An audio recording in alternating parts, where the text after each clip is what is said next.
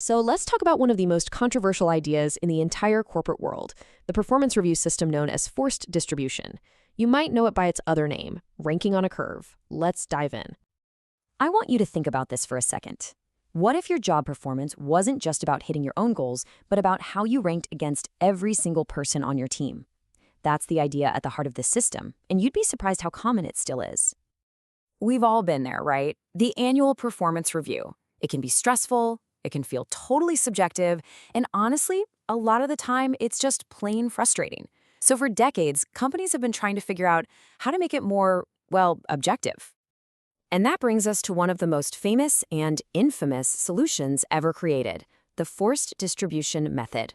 This is a system designed to take the guesswork out of reviews by, you guessed it, literally ranking the entire team on a curve. So what does that actually look like? Well, instead of your manager just judging you on your own merits, they have to compare you directly to your colleagues. Then they're forced to slot a certain percentage of the team into different buckets. Your top performers, your average performers, and your low performers. Now, the whole thing is built on this one big idea from statistics, the bell curve. The theory is that in pretty much any group of people, you're going to have a few superstars at the top, a big, solid majority in the middle, and a few folks struggling at the bottom. The system assumes your company is no different. Okay, and this is a really key point because people mix these terms up all the time. What we're mainly talking about is forced ranking. That's the rigid one with strict quotas, like only 20% can be top performers. Stack ranking is a little different. It's more flexible. It's just a straight-up list from best to worst with no fixed buckets. A small difference, but it matters. So how have companies actually used this in the real world? Well, let's look at the different ways this has been put into practice, because they range from structured to, well, pretty brutal. The most famous version is definitely the 20-70-10 model, made popular by General Electric. Here's how it works. The top 20% get all the rewards, the bonuses, the promotions. The middle 70%, they're the solid, reliable core of the company who get more training. And the bottom 10%, they're either put on an improvement plan or they're let go.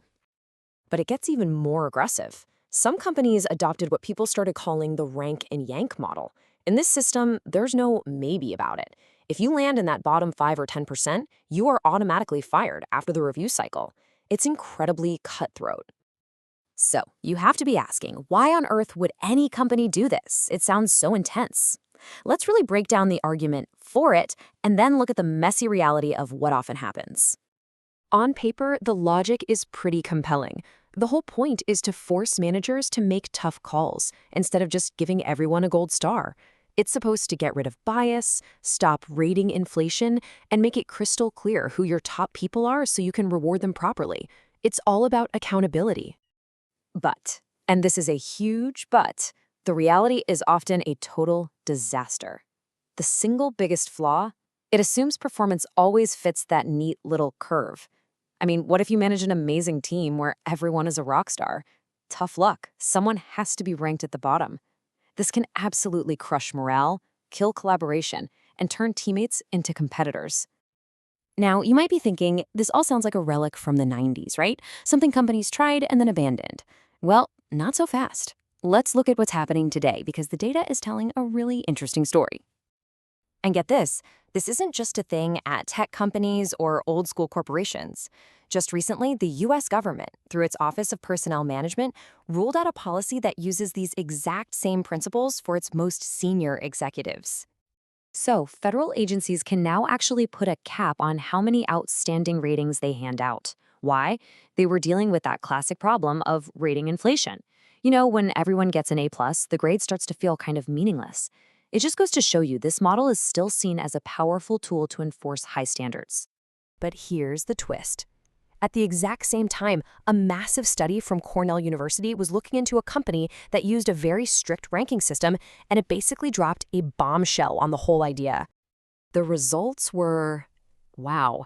They found that high-performing employees, the people you absolutely want to keep, who got a good review but were denied a top rating simply because the top bucket was already full, they were a staggering 34% more likely to quit. The system was literally driving its best people away. And this right here is the heart of it. The study found that for these top performers, the feeling of being unfairly judged was more powerful than money. feeling seen, feeling recognized for your hard work, that mattered more than the bonus. It's such a critical insight into what actually motivates people. Which brings us full circle back to this one central question. On the one hand, forced distribution offers this clean, structured answer to the messy, subjective world of performance reviews, but on the other, it risks killing morale, teamwork, and even pushing your best talent out the door. So it leaves us all to wonder, can something as complex and human as job performance ever really be forced onto a simple statistical curve?